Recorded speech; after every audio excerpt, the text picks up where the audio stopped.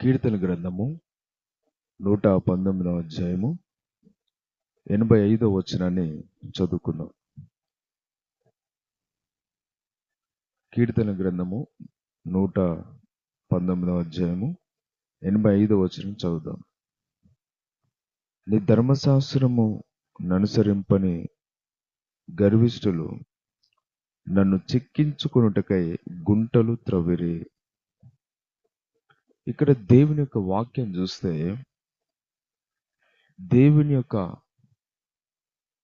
భక్తుడును, దేవుని యందు విశ్వాసం ఉంచిన కీర్తనకారుణ్ణి, దేవుని వాక్యాన్ని, ఆయన ఆజ్ఞలను, ఆయన చిత్త ప్రకారం నడుస్తున్న కీర్తనకారుణ్ణి కొంతమంది భక్తిహీనులు, దేవుని వాక్యమును అనుసరించిన వారు, దేవుని చిత్త ప్రకారం జీవించిన వారు ఈ కీర్తనకారుణ్ణి పడగొట్టాలని చూసినారు, చెడగొట్టాలని చూసినారు, గుంటలు త్రోవినారంట.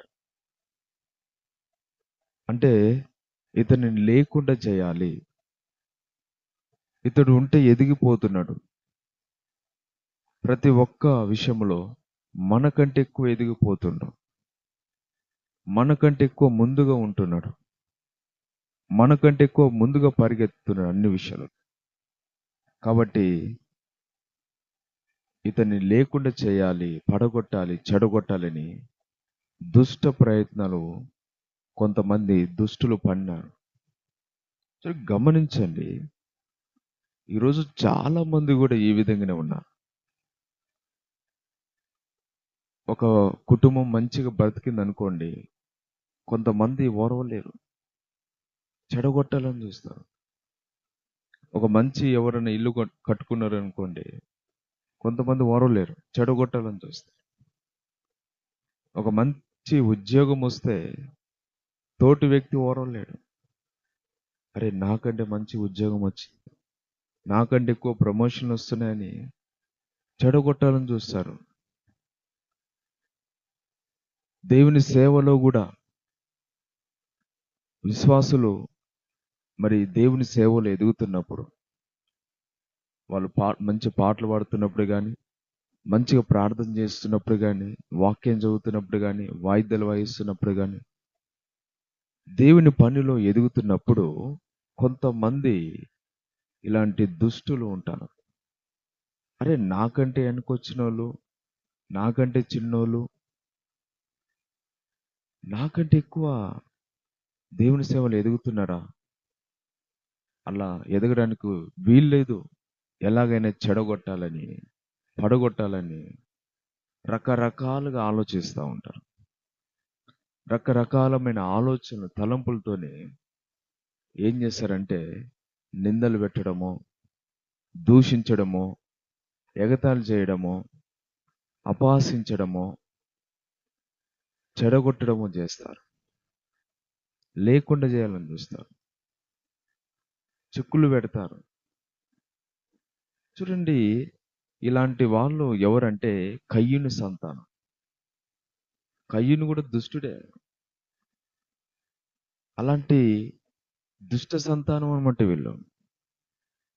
ఇది దేవునికి అసహ్యమైంది, దేవునికి ఇష్టం కాదు ఇట్లాంటి మనసు.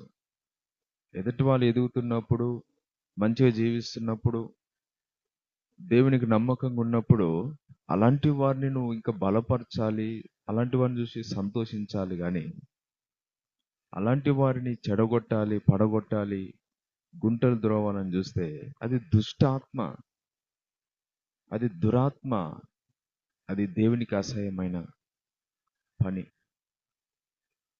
మన చుట్టూనే ఉంటారు వీళ్ళు, మన చుట్టూనే ఉండి, మనతోనే తిరిగి, మనతోనే ఉండి, మనతోనే తిని, మనతోనే సహవాసం చేసి మంచిగా మాట్లాడతారు, మంచి స్నేహం చేస్తారు.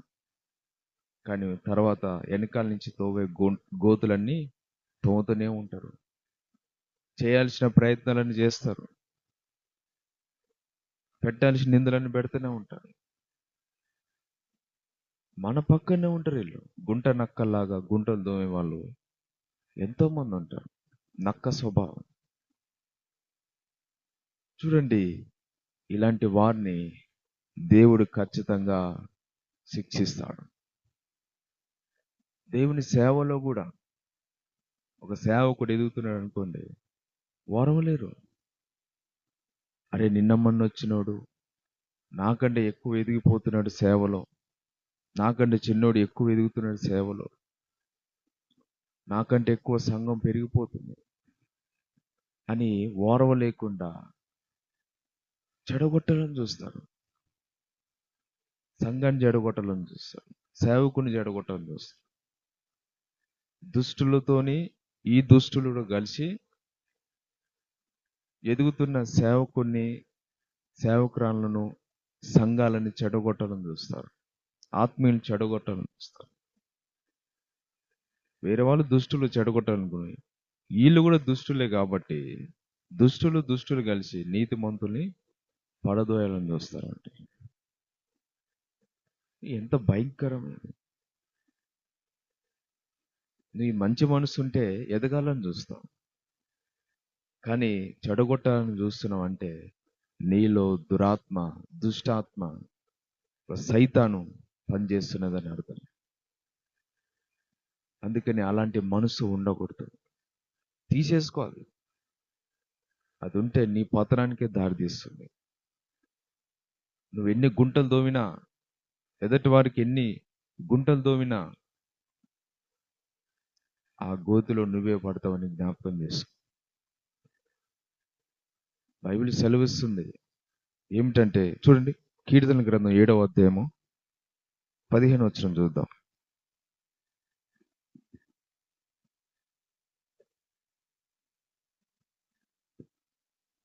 కీర్తన గ్రంథము 7వ అధ్యాయము 15వ వచనం చూద్దాం. వాడు గుంట త్రవ్వి దాని లోతు చేసి ఉన్నాడు, తాను త్రవ్విన గుంటలో తానే పడిపోయాడు. చూడ, గుంటను తోవినాడు, దానిని లోతుగా తోవినాడంట. లోతుగా తోవినాడు. చాలా భయంకరంగా పడగొట్టాలని చూస్తారు. నీతిమంతులని, ఎదుగుతున్న వారిని, మంచిగా జీవిస్తున్న వారిని ఓర్వలేని వాళ్ళు, దుష్టులు ఏం చేస్తారంటే భయంకరంగా వాళ్ళని చెడగొట్టాలని నిందలు, అవమానాలు, దూషణలు, లేనిపోని నిందలు, బండారాలు వేస్తారు. చెడగొట్టాలని రకరకాలుగా ప్రయత్నాలన్నీ భయంకరంగా పన్నాగలు పండుతారు, కుయుక్తులు పండుతారు. లోతుగా వాళ్ళు చెడగొట్టాలని ఆలోచిస్తారు, నామరూపాలు లేకుండా చేయాలని చూస్తారు. కానీ ఇక్కడ జరిగిన విషయం ఏమిటి? తాను త్రవ్విన గుంటలో తానే పడిపోయాను. ఇక్కడ చూడండి, పడగొట్టడం చూసినాడు, చెడగొట్టడం చూసినాడు. ఆలోచనలు, కుయుక్తులు లోతుగా మంచి పన్నాగాలు, ప్లాన్లు వేసినాడు. కానీ తాను త్రవ్వుకున్న గుంటలో తానే పడిపోయాడు. నువ్వెంత చెడగొట్టాలని చూసినా, ఎంత పడగొట్టాలని చూసినా, ఎంత లోతుగా నువ్వు గుంటలు తవ్వినా ఆ గుంటలో నువ్వే పడిపోతావని జ్ఞాపకం చేసుకో. ఎందుకంటే దేవుడు యథార్థవంతుల పక్షంగా, నీతిమంతుల పక్షంగా, ఆయన యందు భయభక్తి గల వారి పక్షంగా ఉంటాడు. బైబిల్ గ్రంథంలో హామాన్ అనే ఒక వ్యక్తి ఉన్నాడు. అతడు 70 మూరల ఎత్తు ఒక ఉరికొయ్యను తయారు చేసినాడు. మొర్దెకై అనే ఒక యూదుడిని, యథార్థవంతుని, నీతిపరుని ఆ ఉరికొయ్య మీద ఉరిదీయించాలని చూసినాడు. ఏ తప్పు చేయలేదు, కానీ అన్యాయంగా, అక్రమంగా ఉరిదీయించాలని చూసినాడు.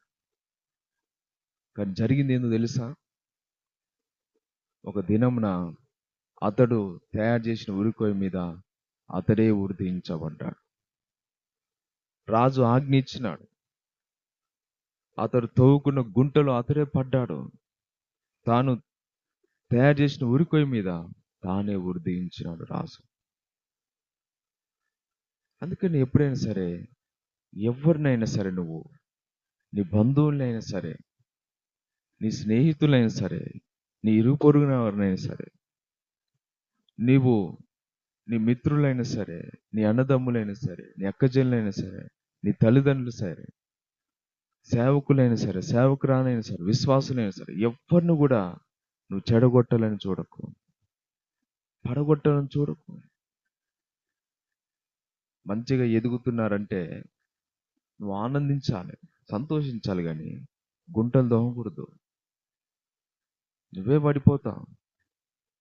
ఒక మంచిగా పచ్చగా ఉంటున్న కుటుంబాన్ని చెడగొట్టని చూస్తున్నావు అంటే గుంట దవ్వుతున్నావు నువ్వు, పడగొట్టడానికి, వాళ్ళని చెడగొట్టడానికి. ఒక ఒక విశ్వాసుల ఆత్మీయతలు ఎదుగుతున్నారంటే, వాళ్ళని చెడగొట్టాలని చూస్తున్నారంటే నువ్వు గుంట దవ్వుతున్నావు. ఒక నీతిమంతుడిని చెడగొట్టాలని చూస్తున్నట్లయితే గుంట దవ్వుతున్నావు నువ్వు. ఒక సేవకునైనా సేవనైనా చెడగొట్టని చూస్తున్నట్టే గుంటను దవ్వుతున్నాను. గుర్తుపెట్టుకో, నువ్వు తీసుకున్న గుంటలో నువ్వే పడిపోతావు. అది దేవుడు చూస్తున్నాడు. బైబిల్లో అందుకని ఒక మాట రాసింది, అద్భుతమైన మాట. ఏమిటంటే దేవుడు వెక్కిరింపబడడంట. వెక్కిరింపబడు.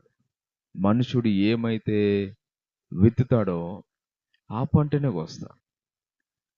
ఇప్పుడు నువ్వు వడ్లు విత్తినావు అనుకోండి, పొలంలో వడ్లే కోస్తావు. మరి ఒక పత్తి విత్తనం అనుకోండి, పత్తినే కోస్తావు. ఒక పల్లీలు విత్తనం అనుకోండి, పల్లీలే కోస్తావు. జొన్నలు విత్తితే జొన్నలే కోస్తావు. గోధుమలు విత్తితే గోధుమలే కోస్తావు. గోధుమలు విత్తి నువ్వు వడ్లు కోస్తావా? కోయగా. నువ్వు ఏదైతే విత్తినావో అదే పంట కోస్తావు. నువ్వు ఏ విధంగా అయితే నువ్వు చెడు తలంపులు తలంచి నువ్వు చెడగొట్టాలని చూసినావో నీవు అదే స్థితిలో పడిపోతావు. జాగ్రత్త. ఇయ్యాల కాకపోయినా రేపు కాకపోయినా ఏదో ఒక రోజు ఆ పాపం, నీ పాపం నిన్నే చుట్టుకుంటుందని బైబిల్ చెప్తుంది.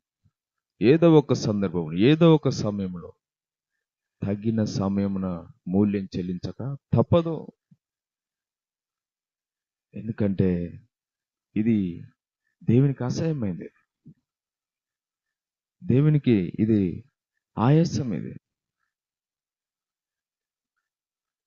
దుష్టులంట నీతిమంతుని చెడగొట్టడానికి పరిగెత్తుతూ ఉంటారంట.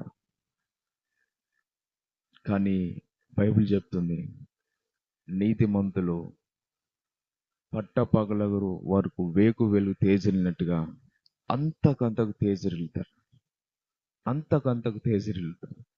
నువ్వు ఎంత చెడగొట్టాలని ప్రయత్నం చేసినా, ఎన్ని గుంటలు తోవినా, ఎన్ని నిందలు పెట్టినా, ఎన్ని బాధలు పెట్టినా, ఎన్ని శ్రమలు పెట్టినా అంతకంతకు ఎదిగిపోతూనే ఉంటారు ఇంకా. ఎందుకంటే వాళ్ళ పక్షంగా ఉన్న దేవుడు బలవంతుడైన దేవుడు.